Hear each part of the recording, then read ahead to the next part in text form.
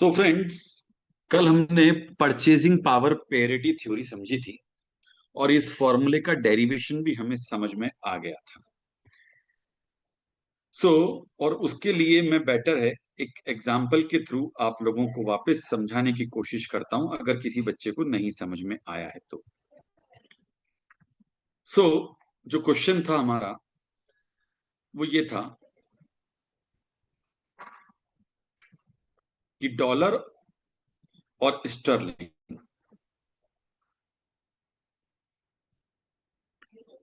US dollar, pound, US dollar 1.72 pound 1। Is it okay? Inflation rate in US,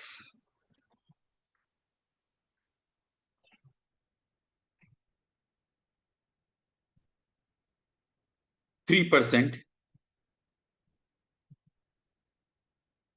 pound 4%। कल हमने पढ़ाया था ये 1 है तो ये बेस करेंसी हो जाती है, ये काउंटर करेंसी हो जाती है।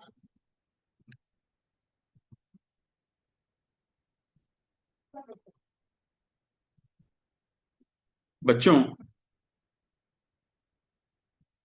इन्फ्लेशन रेट कहां की ज्यादा है?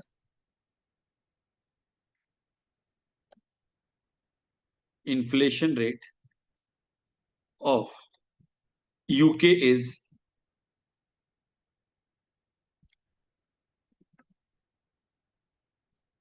US UK. Inflation rate of UK is higher, so pound depreciate. बच्चों, इसमें कोई डाउट? No sir. चलिए, अब जो फॉर्मूला है उसे हम समझने की कोशिश करते हैं और बहुत ही सिंपल है। हमने ये फॉर्मूला जो देखा वो ये देखा, S1 expected future spot rate, S0 current spot rate, HB inflation rate in country for which the spot is quoted यानी base currency, HC inflation rate in other country. अब उसका लॉजिक भी समझो। ये 1.72 है और यहां इन्फ्लेशन 3% बढ़ा है, तो आप क्या कहोगे?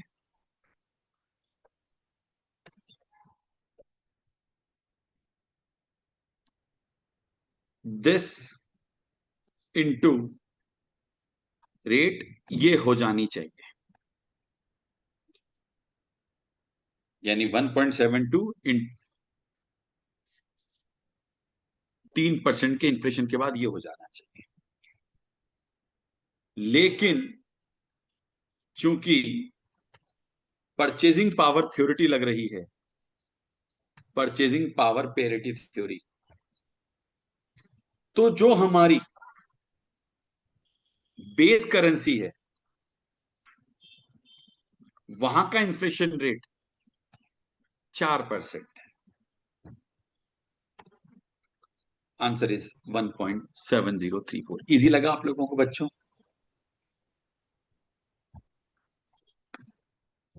मिहिर, समझ में आ गया बच्चे? हाँ सर। ये लिखने का तरीका भी समझ में आ गया हमको अच्छे से? Yes sir. चलिए,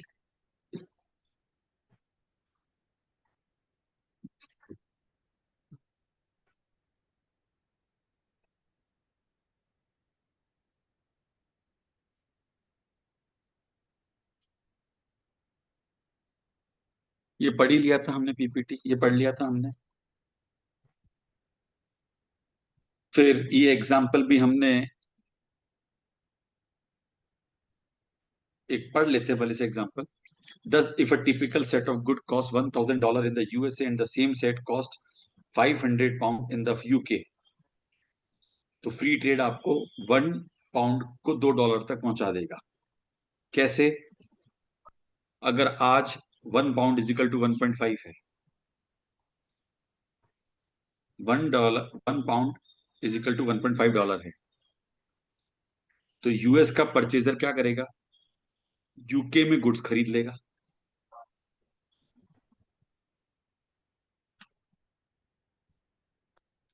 लॉजिक समझना.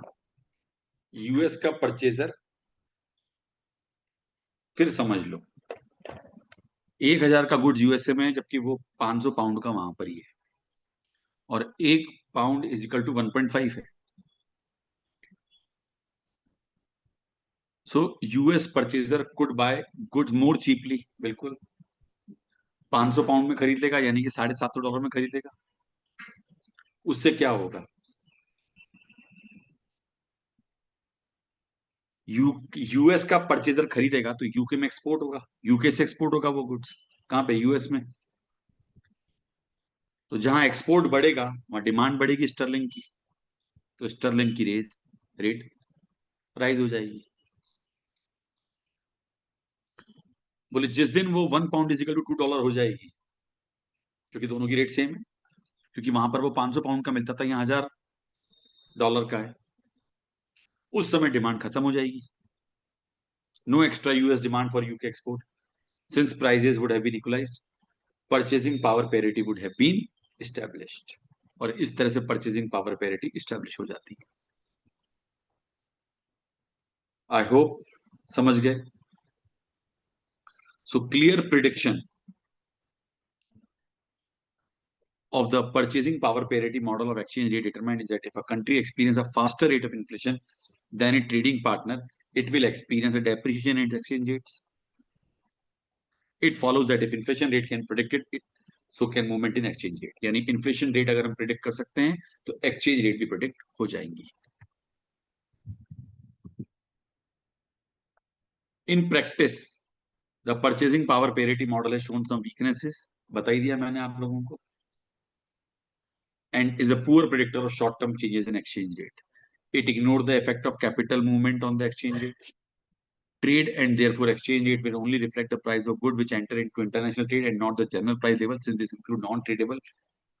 मतलब उसको फाइट भी करनी पड़ती है ना उन गुड्स से जो कि मार्केट में डोमेस्टिक लेवल पर अवेलेबल है.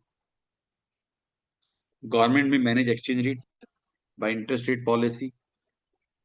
It is likely that the purchasing power parity model may be more useful for predicting long-run changes in exchange rates, since these are most likely to be determined by the underlying competitiveness of economies as measured by the model. खत्म. जैसे आपने purchasing power parity पढ़ा, वैसे interest rate parity भी आता है. Word समझ गए आप? दो देशों में अलग अलग इंटरेस्ट रेट चल रही है. अभी इन्फ्लेशन की बात करी, अब बात कर रहे हैं इंटरेस्ट की. Same. The IRPT claim that the difference between the spot and the forward exchange rate is equal to the difference between interest rate available in two currencies. बोले स्पॉट और फॉरवर्ड एक्सचेंज रेट में जो difference है वो interest rates में जो दो currencies की अलग अलग देशों में इंटरेस्ट रेट चल रही है उससे वो आपस में क्या हो जाएगी? मूव हो जाएगी. The forward rate is a future exchange rate agreed now for buying और selling an amount of currency at an agreed future date. खत्म. फॉरवर्ड रेट क्या है? फ्यूचर एक्सचेंज रेट है किसी करेंसी को बाय और सेल करने की फ्यूचर डेट पर. बिल्कुल सही बात है. सेम फॉर्मूला है. अब इन्फ्लेशन को अपन ने एच से डिनोट किया था, इंटरेस्ट को अपन आई से डिनोट करेंगे. वहां एसओ और एस1 बोला था, यहाँ एसओ और एफओ बोलेंगे. फॉरवर्ड रेट, बस इतना सा फर्क है. IRPT predict that country with higher interest rate will see forward rate for it currency subject. बिल्कुल, जिसकी हायर इंटरेस्ट रेट होगी वो डिफ्लेशन होगा, उसकी करेंसी डेप्रिशिएट होगी. इंडिया में इंटरेस्ट रेट ज्यादा है इसलिए कंट्री की डेप्रिशिएशन, डॉलर महंगा होता जा रहा है, रुपया टूटता जा रहा है. If you need to calculate the forward rate in 1 year time, ध्यान रखना 1 ईयर, दोनों की इंटरेस्ट रेट ईयर की लेना. Forward rate FO, SO spot rate, IB interest rate of base currency, IC interest rate of counter currency. आपको exam में formula दे रखा होगा, आपको याद भी नहीं करना है। मैं तो कह रहा हूँ याद करने की जरूरत भी कहाँ, वैसे ही मालूम है आपको। इसकी लिमिटेशन वही है, government control on capital market, control on currency trading, intervention in foreign exchange market. इस कारण से इसकी लिमिटेशन है, इंटरेस्ट रेट गवर्नमेंट के हाथ में होती है।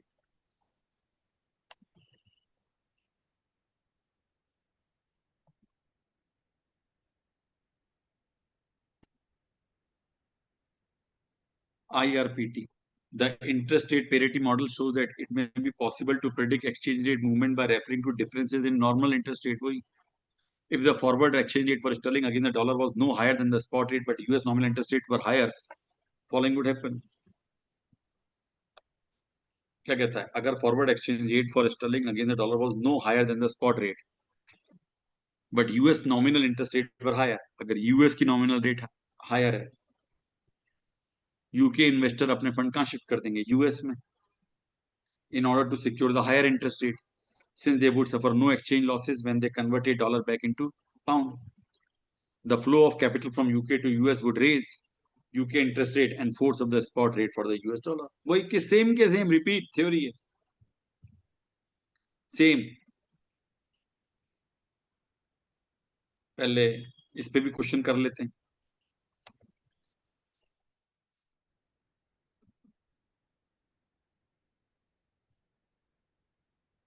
पढ़िए illustration 2। UK investor in a 1-year US bond with a 9.2% interest rate। UK में 9.2 है,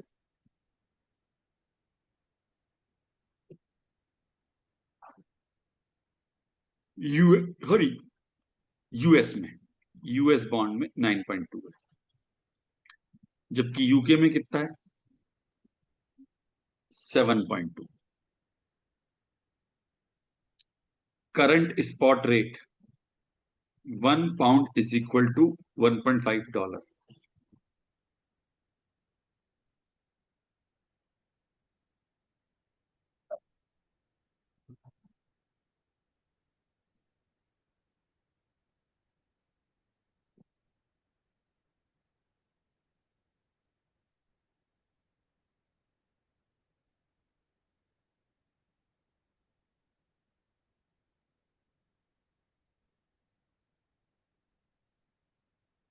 £1 इज इक्वल टू $1.5।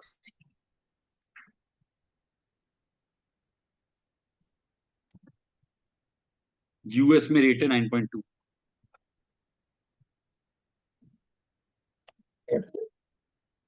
यहां रेट है 7.12।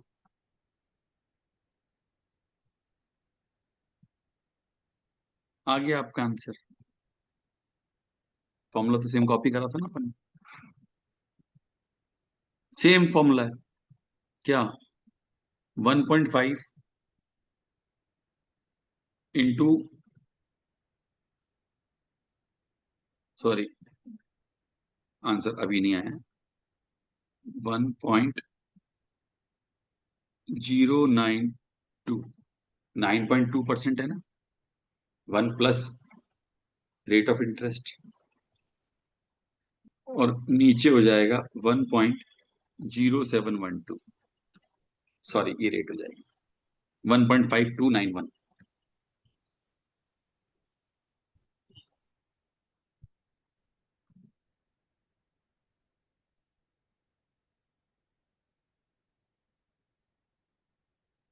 ये आ गया 1.5291।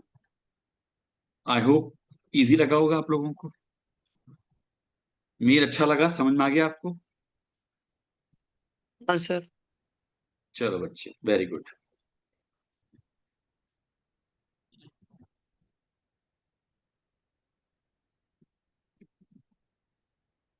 TYU5, a treasurer can borrow in Swiss francs at a rate of 3% per year, or in UK at a rate of 7% per year. अच्छा, एक बात बताओ मुझे, यहाँ पे कौन सी करेंसी वीक हुई और कौन सी मजबूत हुई?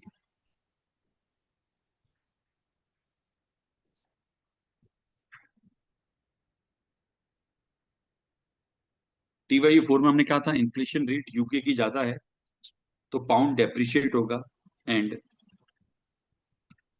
डॉलर एप्रिशिएट होगा। यहाँ पे रेट ऑफ इंटरेस्ट किसकी ज्यादा है? यूएस की? यूके की सर। क्या बोलोगे? यूएस की रेट ऑफ इंटरेस्ट ज्यादा है ना बेटा? अच्छा सर, मैं TYU5 की बात कर रहा था। हाँ, तो TYU5 में तो यूएस की रेट ज्यादा है ना, इंटरेस्ट रेट। सर TYU5 में दो दे के रखे हैं, स्विस फ्रैंक्स और यूके। हाँ हाँ, तो सॉरी यूके सॉरी, की अभी अपन 7% है। इलिस्ट्रेशन 2 कर रहे हैं, अभी सॉरी सॉरी बच्चे, अपन इलिस्ट्रेशन 2 कर रहे ओके सर। हैं। Interest rate of US is, आप मेरी स्क्रीन देखो, interest rate of US is higher, so dollar depreciate and pound appreciate.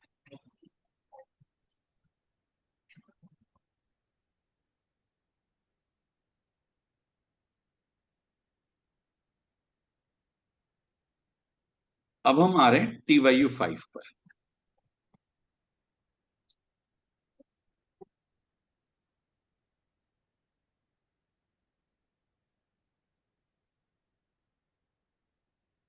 Current exchange rate is 10 SF is equal to 1 pound.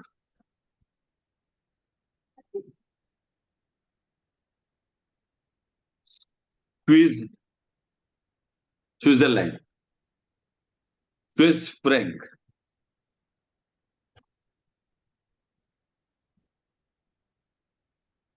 ये 10, ये 1, 10 है ना, 10 1, और स्विस फ्रैंक 3% है, यूके 7% है।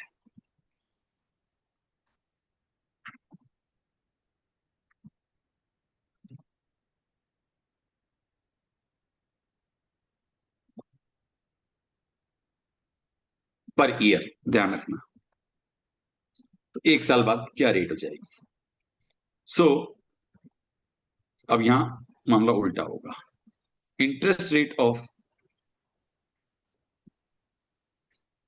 Pound, interest rate of UK is higher, so pound depreciate and Swiss franc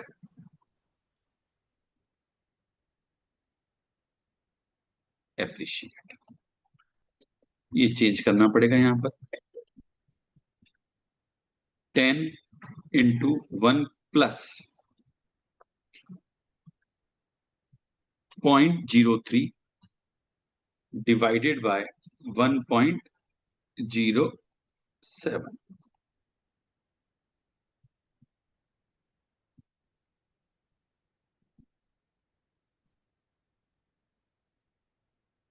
rate इज 9.6262, 4 decimal तक approx करेंगे, 9.6262।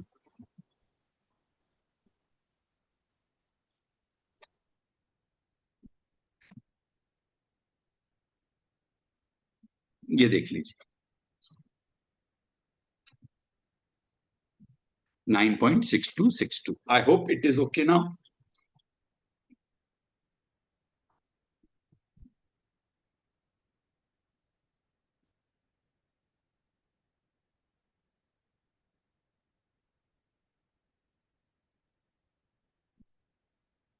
नाउ TYU6, जरूरी नहीं कि पीरियड एनुअली हो, पढ़ते हैं come question. A company is based in the US, the domestic short term US interest rate is 3% per year. The equivalent rate in euro is 6% per year. Currency exchange rate is 0.95 euro is equal to $1.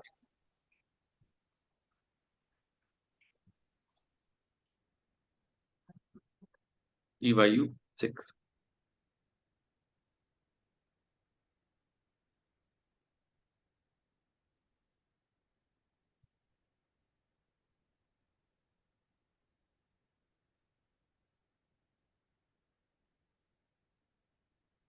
Counter currency euro,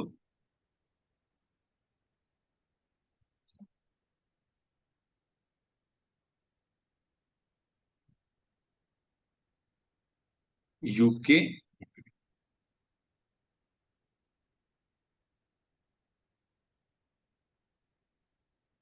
ठीक है, country का नाम नहीं है,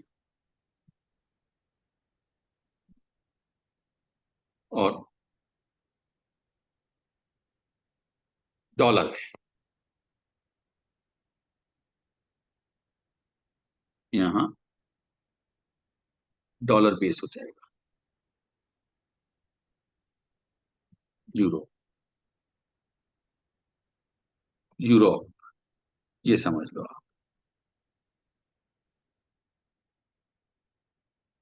$1 is equal to 0.95 euro, 0.94 euro.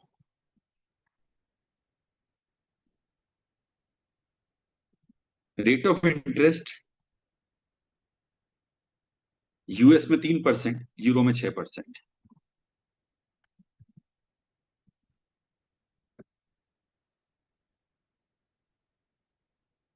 Calculate the forward rate predicted by interest rate parity in a 6 month। बच्चों 6 महीने। तो अब मैं यहां पर जो 6% की रेट है उसको 3 करूंगा, और जो 3 है उसको 1.1015, 1.5%।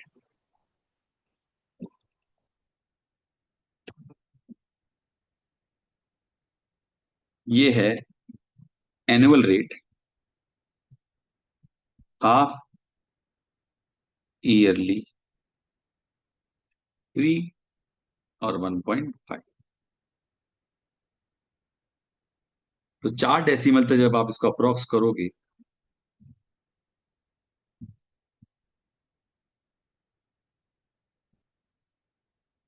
1.9539, 8 कैसे आ रहा है, 4 आना चाहिए था, हाँ 39 हो जाएगा, 1.9539।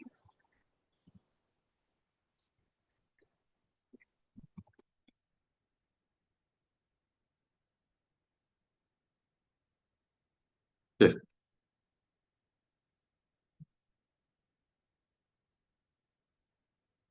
6, सॉरी, उसने 3 डेसिमल तक लिया, घबराने की जरूरत नहीं है।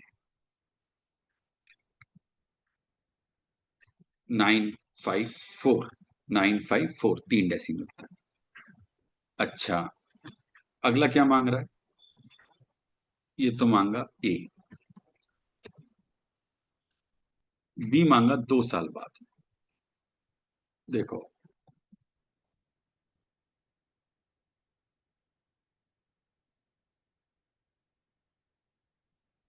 Year assuming interest rate state constant, घबराने की कोई जरूरत नहीं है, 2 साल आप समझ गया करूंगा।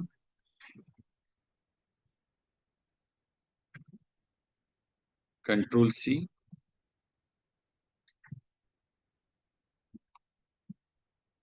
2 ईयर्स। हाफ ईयर में तो आपने रेट आधी कर दी, तो अब डबल मत करना रेट, अब कंपाउंडिंग इफेक्ट आएगा। कैसे, मैं समझाता हूं।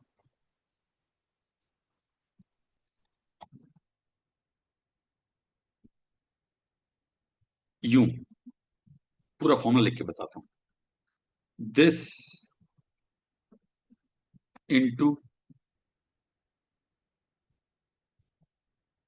1.06 डिवाइडेड बाय 1.03, वापस इंटू 1.06 डिवाइडेड बाय 1.03, 0.9956 या 0.996।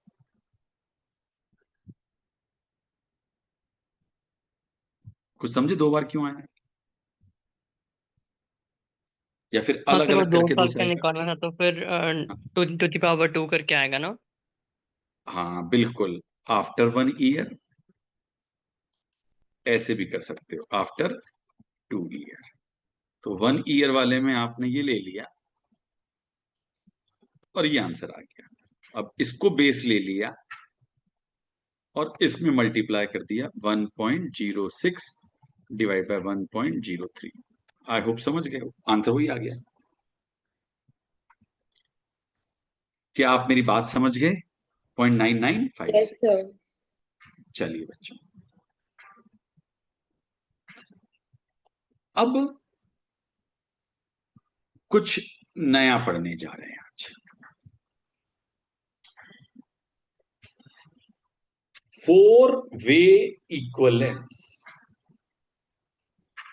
बच्चों 4 वे, अभी आपको पूरा एक चार्ट पढ़ाऊंगा 4 वे इक्वलेंस का, क्योंकि इंटरेस्ट भी आएगा, इन्फ्लेशन भी आएगा, दोनों देश की अलग अलग इन्फ्लेशन रेट, दोनों देश की अलग अलग इंटरेस्ट रेट, खत्म। वही तो 4 वे इक्वलेंस कहलाएगा।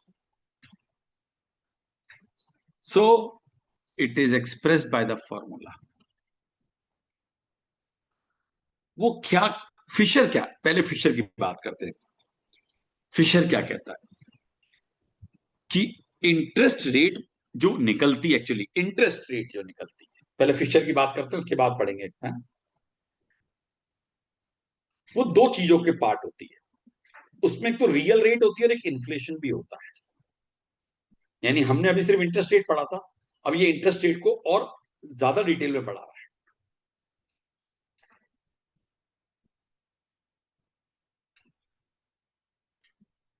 So this state that money or nominal rate of interest is made up of two parts: the underlying required rate of return, यानी real interest rate, and a premium to allow for inflation. तो बोले तब जाके interest rate आती है। बिल्कुल सही बात कही इसने।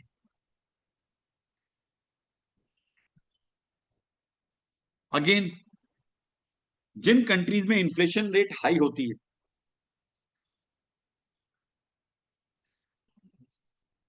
will be expected to have nominal rate of interest in order to ensure investor can obtain a high enough real return. तो जहां इन्फ्लेशन ज्यादा होगा वहां नॉमिनल रेट कम रखी जाएगी, जिससे कि उनको रियल रिटर्न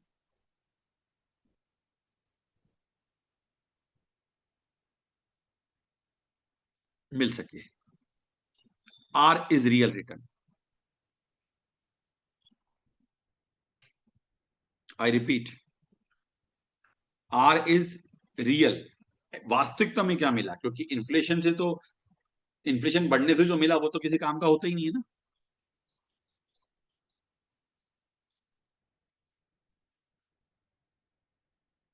सो फिशर ने ऐसा क्यों कहा? The International Fisher Effect claimed that interest rate differential between two countries provide an unbiased predictor of future changes in the spot rate of exchange. Again वही वाली कहानी। क्या International Fisher effect assume that all country will have the same real rate interest? यानी आप USA में पैसा लगाएं, आप इंडिया में पैसा लगाएं, रियली में आप उतना ही कमाएंगे, भले आपकी मनी रेट या नॉमिनल रेट डिफर हो सकती है इन्फ्लेशन के कारण। मेरे ख्याल से सबको समझ में आ रही होगी बात। यानी इन्फ्लेशन के कारण मनी रेट डिफर हो सकती है, बट रियली में दोनों सेम कमाई करेंगे। अगर ऐसा नहीं होगा तो इंडिया वाले यूएस भाग जाएंगे, यूएस वाले, अगर रियल अर्निंग अलग अलग आएगी, एक बात बताऊं, बिल्कुल आ रही है अलग अलग, इसलिए यूएस वाले इंडिया में आके पैसा लगाते हैं।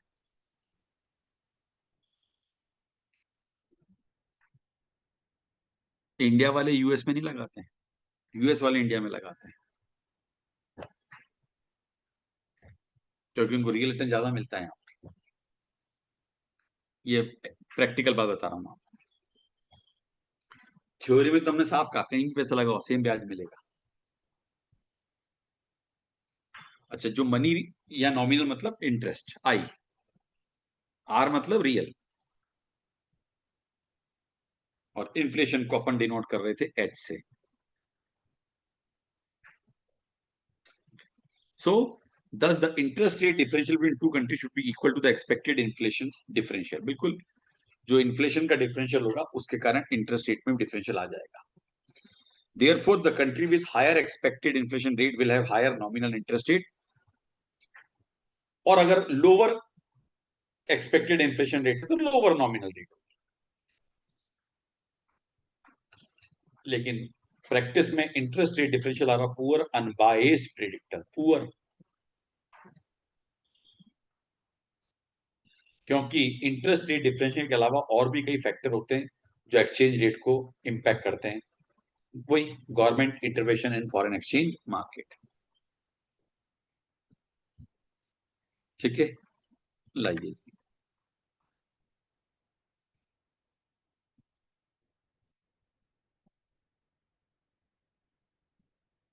पहले इसको फिनिश ही कर लें और फिर ये चार्ट पढ़ लें, है ना।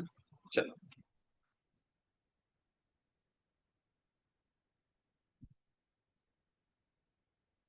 एक्सपेक्टेशन की थ्योरी क्या है? Expectation theory claim that current forward rate जो है वो एक अनबायस्ड प्रेडिक्टर है स्पॉट रेट का at that point in the future.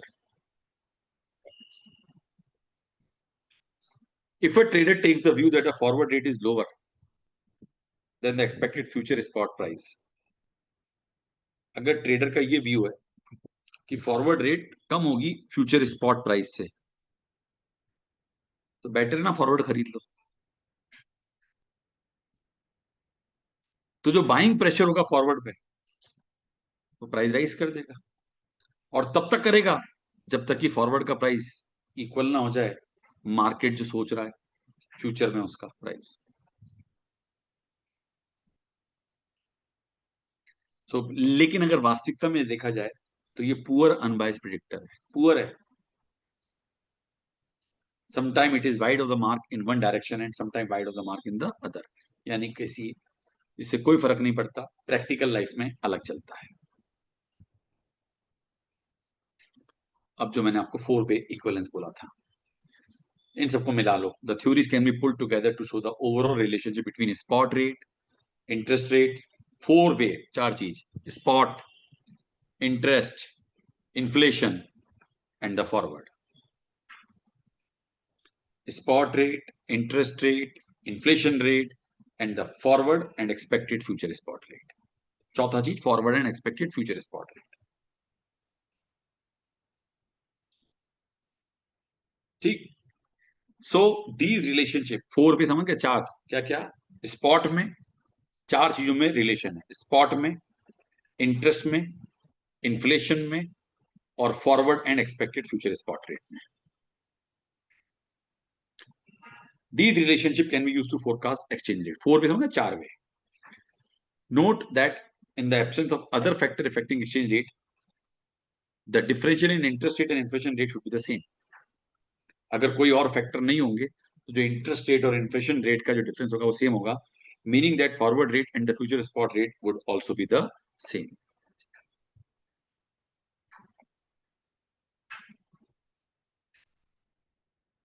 ये पूरा चार्ट, ये देखो आप समझने की कोशिश करना। 1+IC 1+IB, 1+HC 1+HB, ये इंटरेस्ट रेट का डिफरेंशियल, ये आपका, ये कौन सी थ्योरी है? आई आरपीटी थ्योरी है। ये कौन सी है? परचेजिंग पावर पेरिटी थ्योरी है।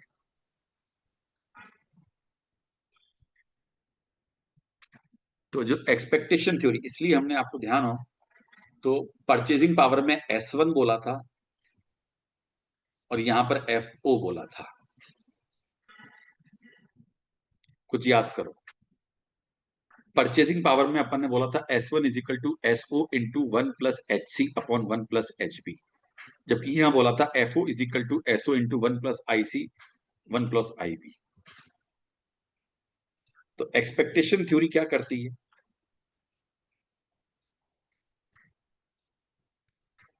आई रिपीट, एक्सपेक्टेशन थ्योरी क्या करती है, इन दोनों को सेम कर देती है, इक्वल कर देती है।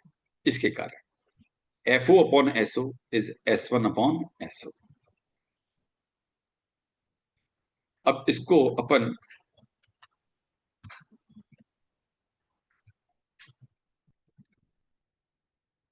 ये मैनेजिंग यानी इसकी बात बाद में करते हैं।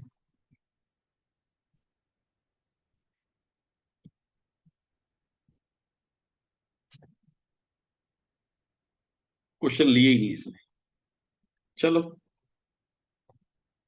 अभी आएंगे, समझ में आ जाएगा। Managing foreign currency risk. अब ये करेंसी रिस्क को मैनेज करने के बहुत तरीके हैं, बहुत तरीके। When currency risk is significant for a company, it should do something to either eliminate it, या तो उसको खत्म ही करेगी या कम करेगी। तो जो भी आप कभी अपनी रिस्क को मेजर करने के लिए या एलिमिनेट करने के लिए कुछ मेजर लेते हैं, तो उसे बोलते हैं हमने हमारी रिस्क को हेज किया, या हम उसे कहते हैं एक्सपोजर को हेज किया। समझ गए? रिस्क को एलिमिनेट करना या कम करना मतलब हेजिंग द रिस्क या हेजिंग द एक्सपोजर। अब जो अप्रोचेस चलती हैं फॉरेन रिस्क को, फॉरेन करेंसी की रिस्क को मैनेज करने के लिए, पहली मैंने आपको बता रखी है, dealing in your home currency. बोला था कि नहीं बोला था मैंने? Radha, yes sir. Radha, are you alive?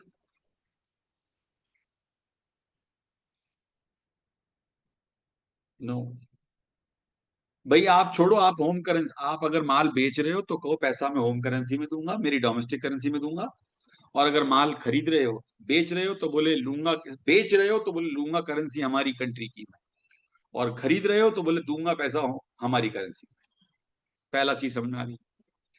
दूसरा, डूइंग नथिंग, बोले कुछ मत करो। अब आप बोलोगे तेरा ऐसा क्यों? बोले कुछ नहीं करने से क्या होगा, कभी रेट बढ़ेंगी कभी घटेंगी, तो अल्टीमेटली बोले इम्पैक्ट सेम आएगा। बट ऐसा होता नहीं है जनरली, इसमें नुकसान भी हो सकता है, फायदा भी हो सकता है। तीसरी चीजें जो समझानी है, एक्सपोजर को हेज करना, फॉरवर्ड लेके रख लेना।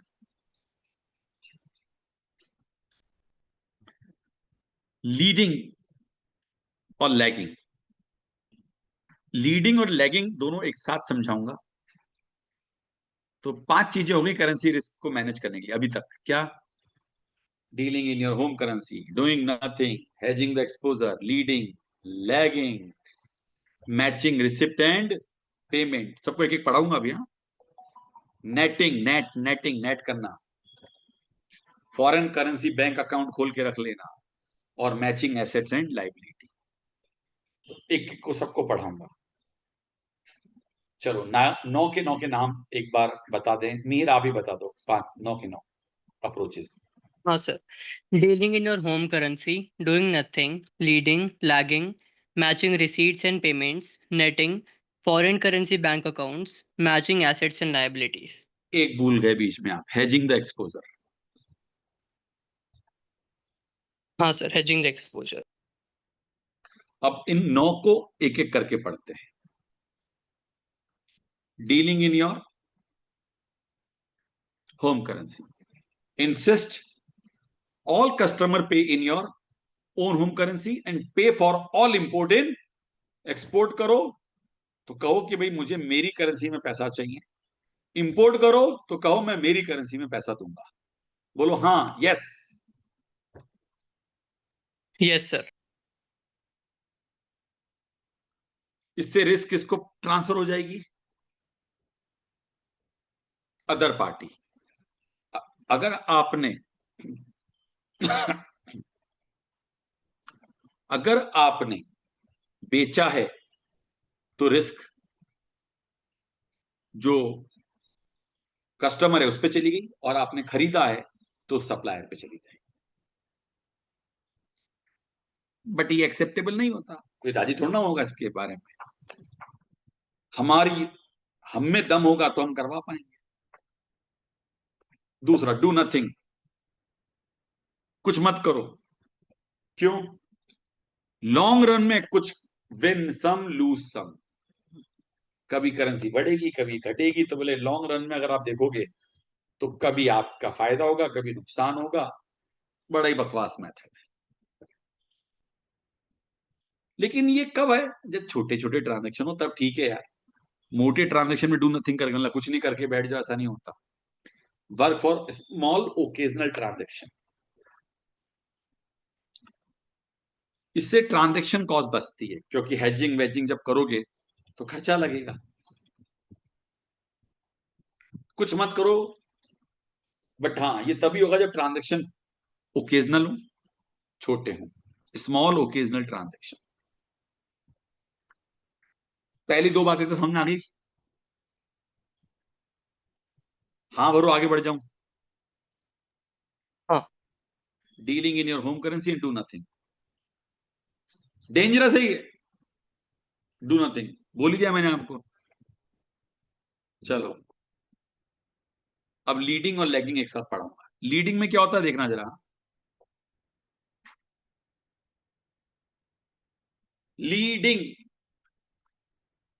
मनी, पहले मनी आप पे करोगे फिर मनी ड्यू होगी। पढ़ो, पहला point, receipt. If an exporter expects that the currency it is due to receive will depreciate over the next few months, it may try to obtain payment immediately. Logic समझना, leading क्या मतलब है। अगर exporter ये expect कर रहा है कि जो करेंसी उसको मिलने वाली है वो डेप्रिशिएट होगी आने वाले समय में, तो वो चाहेगा पेमेंट हाथों हाथ आ जाए। That is leading. पेमेंट के केस में उल्टा हो जाएगा। अच्छा, रिसिप्ट के केस में क्या हो गया?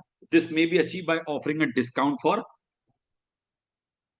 तो अब समझो, आपको लग रहा है कि यूएस का डॉलर कमजोर होने वाला है और आपके पैसे आने वाले हैं। आपने एक्सपोर्ट करा है माल, पैसे आने वाले हैं 3 महीने बाद, लेकिन आपको डर है कि फॉरेन करेंसी डेप्रिशिएट हो जाएगी, तो आप लीडिंग पे चले जाओ। आप अपने उस कस्टमर को डिस्काउंट देके पेमेंट तुरंत ले लो, तो डिस्काउंट की कॉस्ट लगेगी आपको, लेकिन आपका पैसा जल्दी आ जाएगा और उसकी करेंसी डेप्रिशिएट होने वाली है, यानी आपकी करेंसी एप्रिशिएट होने वाली है। $1 is equal to 85 rupees, $1 is equal to 83 rupees, यानी हो रुपीज मजबूत होने वाला है, डॉलर कमजोर पड़ने वाला है। अब आपने एक्सपोर्ट किया है तो आप पैसा तुरंत लेने के लिए डिस्काउंट देके पैसा लेने की कोशिश करो। That is called leading. हाँ भरो। Yes, sir. पेमेंट के केस में क्या होगा लीडिंग के अंदर? अब मैं बात करता हूं लैगिंग की। अगर आपकी मनी ड्यू है, देखो वहां लिखा था मनी पेड मनी ड्यू, यहां लिख रहे हैं money due money paid. Logic समझना। पेमेंट, अगर इंपोर्टर एक्सपेक्ट कर रहा है कि जो करेंसी ड्यू है वो डेप्रिशिएट होगी, तो वो पेमेंट डिले करने की कोशिश करेगा। मैंने इसलिए कहा मैं लीडिंग और लैगिंग साथ पढ़ाऊंगा।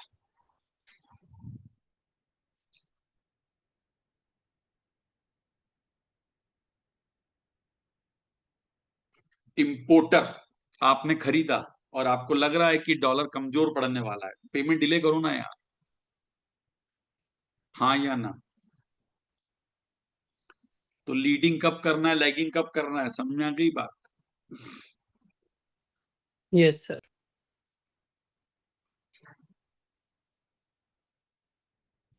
अब इसका उल्टा समझ लो। अगर एक्सपोर्टर एक्सपेक्ट कर रहा है कि करेंसी जो है वो एप्रिशिएट होगी, तो वो पेमेंट, जो अमाउंट ड्यू है उसको डिले करेगा लेने के लिए। आन दो आराम से, कोई दिक्कत नहीं।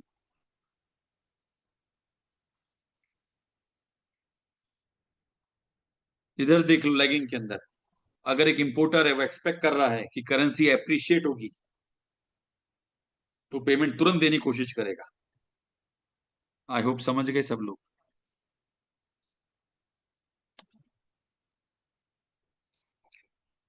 तो पेमेंट डिले करना है, जिसमें भी अचीव बाय एग्रीमेंट और एक्सीडिंग क्रेडिट टर्म्स, खत्म। 4 तो हो गए। बट इसको हैजिंग नहीं बोलते हैं। किसको? लीडिंग और लैगिंग को।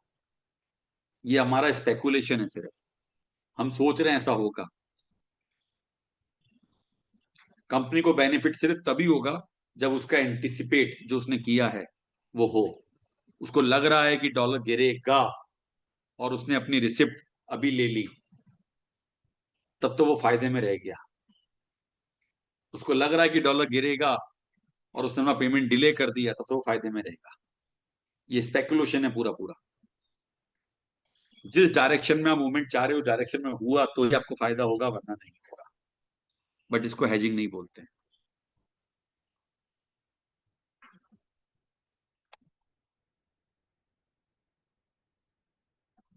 Matching payment and receipt. आप क्या करो, ये बहुत डिफिकल्ट होता है बट कोई बात नहीं, फिर भी करना तो है। जब कंपनी को रिसिप्ट आनी है और पेमेंट देना है एक ही फॉरेन करेंसी में और एक ही टाइम पर, यानी ये दोनों बातें होनी जरूरी। मुझे डॉलर में ही पैसे लेने, डॉलर में ही पैसे देने, और टाइम भी दोनों का महीना ही है। एक महीने बाद डॉलर में पैसे देने, एक महीने बाद डॉलर में पैसे लेने। तो आप दोनों को मैच कर लें।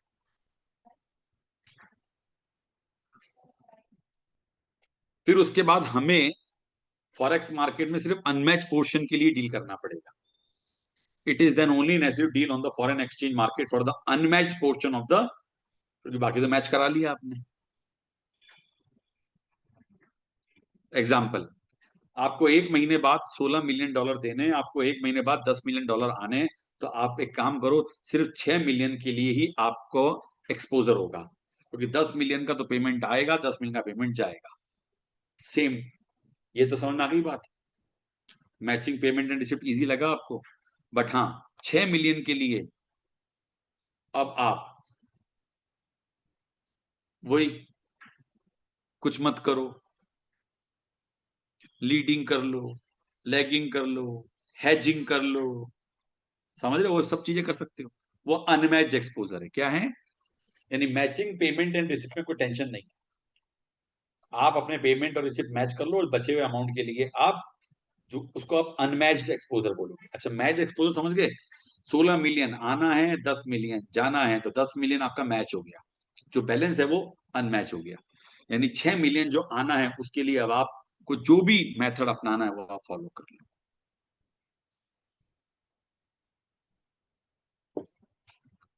नेटिंग।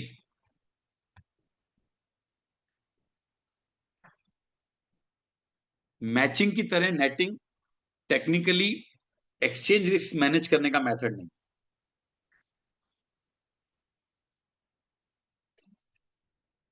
इसमें हम हमारी ट्रांजैक्शन कॉस्ट, नेटिंग में मालूम है क्या है हर्ष एंड मिहिर? हर्ष, मैं आपसे $10 मांगता हूं, मिहिर मुझे आपको $16 देने हैं। मैं आप दोनों को ही बोल दूंगा कि हर्ष तो मिहिर को $10 दे दो, उससे मेरी ट्रांजैक्शन कॉस्ट बच जाएगी।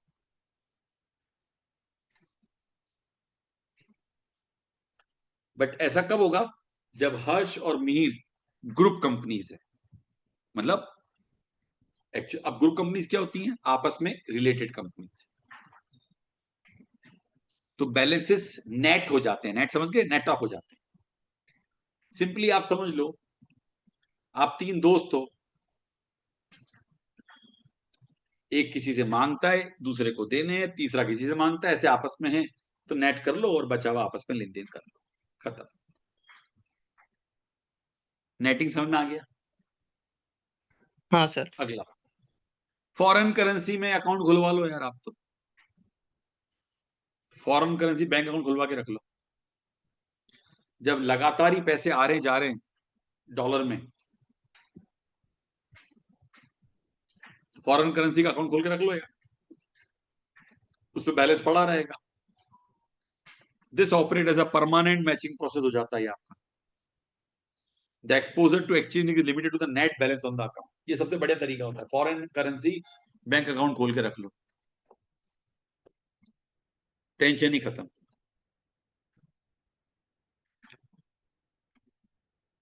Matching assets and liability. A company that expect to receive a significant amount of income in a foreign currency will want to hedge against the risk of this currency weakening. बिल्कुल, it can do this by borrowing in the foreign currency and using the foreign receipt to repay the loan. बड़ा अच्छा काम है। आप assets के against में liability लिया और उसको मैच कर लो, इसको अपन एसेट एंड लाइबिलिटी मैनेजमेंट भी कहते हैं। तो एक कंपनी जिसको ये एक्सपेक्ट है कि उसको सिग्निफिकेंट अमाउंट ऑफ इनकम आने वाली है फॉरेन करेंसी से, और उसको लग रहा है कि उसकी करेंसी सामने वाले की वीक होगी, वो हेज करेगा उसको। उसके लिए वो क्या करेगा, बोरो कर लेगा फॉरेन करेंसी पहले से, and using the foreign receipt to repay the loan. For example, euro receivable can be hedge. Euro के रिसीव मतलब आपका पैसा यूरो में आने वाला है, उसको हेज कर लो, जो पैसा आने वाला है उसके लिए आप यूरो का ओवरड्राफ्ट उठा लो। इसी तरह से आपको यूरो में पैसे देने हैं, उसके लिए आप यूरो का बैंक अकाउंट खुलवा लो, खत्म। तो एसेट और लाइबिलिटी मैनेजमेंट समझ लो, आपके पैसे अगर आने वाले हैं तो आप ओडी उठा लो उस करेंसी की। आपके पैसे जाने वाले हैं, पेमेंट करने वाले हो, तो आप उस बैंक में अकाउंट खुलवा लो, लाइबिलिटी के अगेंस्ट में एसेट खोल लो, उस कंट्री का बैंक अकाउंट खुलवा लो। तब जब आपको लग रहा है कि फॉरेन करेंसी वीक होने वाली है, तब। तो एक कंपनी जिसका लॉन्ग टर्म फॉरेन इन्वेस्टमेंट है और ओवरसीज सब्सिडरी है, जनरली वैसा ही करती है। Try to match it foreign assets by a long term loan in the foreign currency. Foreign में कोई भी एसेट खरीदती है तो उसके अगेंस्ट में लोन ले लेती है।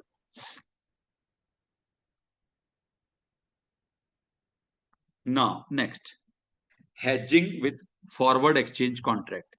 मैंने आपको बताया था हेजिंग, पहले से ही आप 2 महीने पहले का, 2 महीने बाद का फॉरवर्ड एक्सचेंज कॉन्ट्रैक्ट खरीद के रख लो। Although other form of hedging are available, forward exchange contract which enable a business to fix a currency price now for a future transaction, बताया था मैंने आपको। और यही आपका most frequently employed method of hedging है। मैंने बताया था, अगर आपको फ्यूचर में कोई पेमेंट आने वाला है, भले प्राइस बढ़ेंगे घटेंगे, अब आप फोरकास्ट मत करो, फ्यूचर में कोई पेमेंट डॉलर में आने वाला है तो आप आज ही डॉलर सेल करके रख लो। फ्यूचर में कोई पेमेंट डॉलर में जाने वाला है तो आज ही डॉलर बाय करके रख लो, उस टाइम पीरियड के जब जाने वाले हैं उसके। ये कहलाता है हेजिंग। हो गए। और मैंने बताया था आपको, in practice the forward rate is quoted as a margin on the spot rate. Obviously spot rate के प्लस मार्जिन होता है। मैंने कहा था ना, 85 का अगर डॉलर आज चल रहा है तो वो 85.5 का चलेगा आज। किसके लिए? 1 महीने बाद वाले के लिए। यानी आज अगर 85, आज अगर मैं डॉलर डील कर रहा हूं तो $1 इक्वल टू 85 रुपीज स्पॉट है। तो 1 महीने बाद की फ्यूचर फॉरवर्ड की स्पॉट रेट, फॉरवर्ड की स्पॉट रेट 83.5 है। अब मैंने 83.5 जो डन कर दिया, मुझे अब 83.5 ही देना है। अब भले 30 दिन बाद कुछ भी पैसा हो जाए, आपको एग्जाम में फॉरवर्ड रेट गिवन होगी।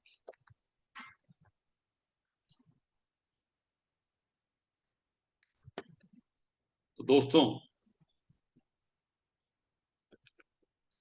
जैसा कि मैंने प्रॉमिस करा था, ऑनलाइन लेक्चर 1 घंटे से ज्यादा नहीं लूंगा, जिससे कि आपको ज्यादा लोड।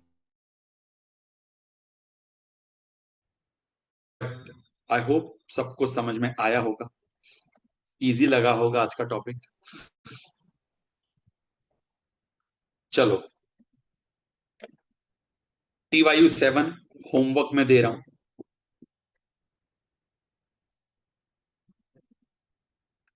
TYU 8 होमवर्क में दे रहा हूं। एडिशनल क्वेश्चन होमवर्क में दे रहा हूं। TYU 9 होमवर्क बिना पढ़ाए होमवर्क दे रहा हूं, देखता हूं आप लोग सही करते हो कि नहीं करते हो। होमवर्क दे रहा हूं 9 एडिशनल क्वेश्चन। देखता हूं कितना आपने डायरेक्ट अपने हिसाब से समझा।